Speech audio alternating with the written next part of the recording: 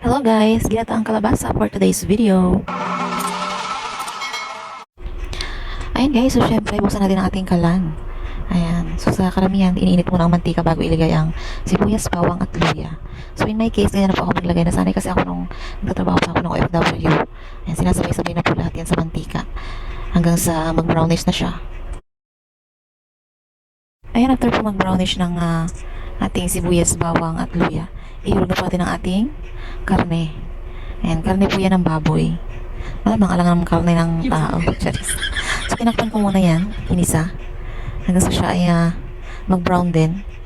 Ayan, antayin natin ng after 10 years para mag-brown siya. At ayan nga, brownish na siya. After 10 years later, ilagay na natin ang ating coco, mama. Diba? Brown na siya, guys. Ibig sabihin, medyo malambot na yan. Pwede na yan ihulog yung kung fresh na gata ang gamit nyo, yung pangalawang gata ang ilagay nyo. Ayan, so, dahil ko kumama ang gamit ko, ang ginawa ko dyan, naglagay muna ako ng kalahating baso, nilagyan ko ng tubig, para mabuka siya pangalawang gata. Yan po yung gagamitin ko, yung kalahati ng kukumama, para magpalambot ng karne. Ayan, para ano siya, mamaya, malapit yung dating. After po kumulo niyan, mamaya, tsaka ko po ilalagay yung kalahati ng kukumama. Ayan, syempre tinimplahan ko na rin yan.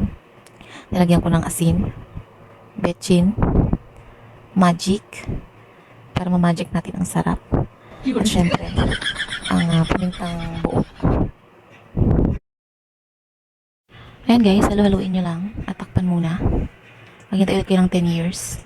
Ayan, after 10 years, kumukulo na siya. Ayan, takpan natin ulit kasi hindi pa masyado luto. Ayan, at konti na lang yung sabaw niya. Ibig sabihin, malambot na yan. Malambot na yung karne. Titignan nyo rin syempre. Kumuha kayo ng isa, tapos kurutin nyo kung malambot na.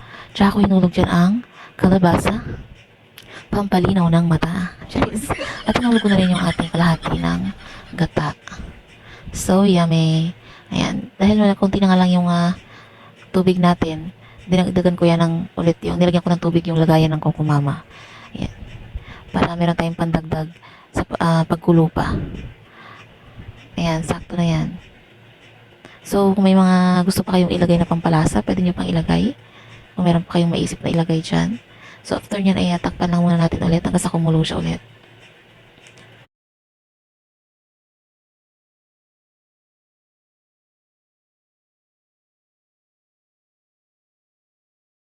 Kumulo na po siya sa ating, kumulo na yung ating last na nilagay na gata.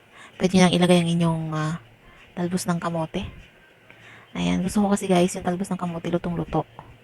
Ayoko nang medyo half cook lang. Mas bet ko siyang kainin ng sobrang, yung lutong-luto talaga siya. Yung malambot siya. Ayan, so nasa inyo naman yan kung anong gusto nyo luto sa kamote. Ayan, so medyo konti na nga lang yung sabaw niya dyan. Pero sakto pa yan. Masarap naman. Ayan, saktong-sakto lang sa expectation ko. Minsan kasi nagluluto tayo ng hindi nakukuha yung expectation, diba? Pero dyan, kahit po kumama yung gamit namin, okay naman. Masarap naman siya. Mas the best talaga yan kung fresh yung gata na gamit natin. Ayan, so ayan na po. Pwede nang kumain. Tara, kain na tayo. Thank you for watching. Please follow my page.